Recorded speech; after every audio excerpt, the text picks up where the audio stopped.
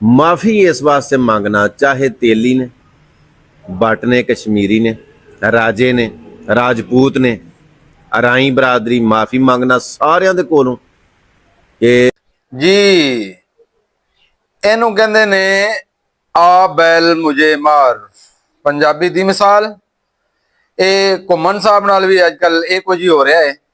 ਤੇ ਘੁੰਮਣ ਸਾਹਿਬ ਨੂੰ ਕਿਹੜੀ ਲੋੜ ਪਈ ਸੀ ਕਿ ਤੁਸੀਂ ਅਰਾਈਆਂ ਦੇ ਖਿਲਾਫ ਆਪਣੀ ਗੱਲਾਂ ਕਰਦੇ, ਅਰਾਈਆਂ ਦੇ ਖਿਲਾਫ ਜਾਂ ਬਾਕੀ ਕੌਮਾਂ ਦੇ ਖਿਲਾਫ ਤੁਸੀਂ ਨਾਜ਼ੇਬਾ ਗੱਲਾਂ ਕਰਦੇ, ਗਲਤ ਗੱਲਾਂ ਕਰਦੇ, ਕਿਹੜੀ ਲੋੜ ਪਈ ਸੀ ਤੁਹਾਨੂੰ?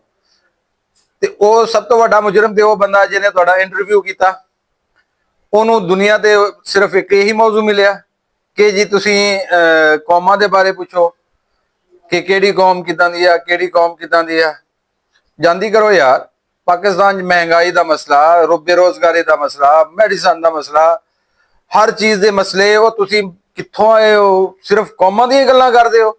ਜਾਣਦੇ ਹੋ ਯਾਰ, ਘੁੰਮਣ ਸਾਹਿਬ ਹੁਣ ਵੀ ਤੁਹਾਡਾ ਵੀ ਦਿਮਾਗ ਸੈੱਟ ਹੋ ਗਿਆ ਹੋਣਾ। ਮਾਸ਼ਾਅੱਲਾ ਬੜੀਆਂ ਪਿਆਰੀਆਂ ਪਿਆਰੀਆਂ ਵੀਡੀਓ ਆਈਆਂ ਨੇ ਤੁਹਾਡੇ ਖਿਲਾਫ ਵੀ, ਤੇ ਲੋਕਾਂ ਨੇ ਬੜੇ ਬੜੇ ਪਿਆਰੇ ਕਮੈਂਟ ਕੀਤੇ ਨੇ ਤੁਹਾਡੇ ਬਾਰੇ।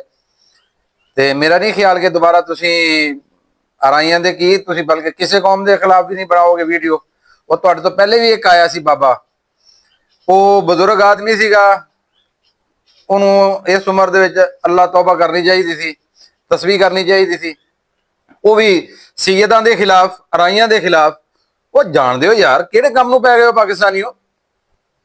ਅੱਲਾ ਦਾ ਨਾਮ ਮੰਨੋ।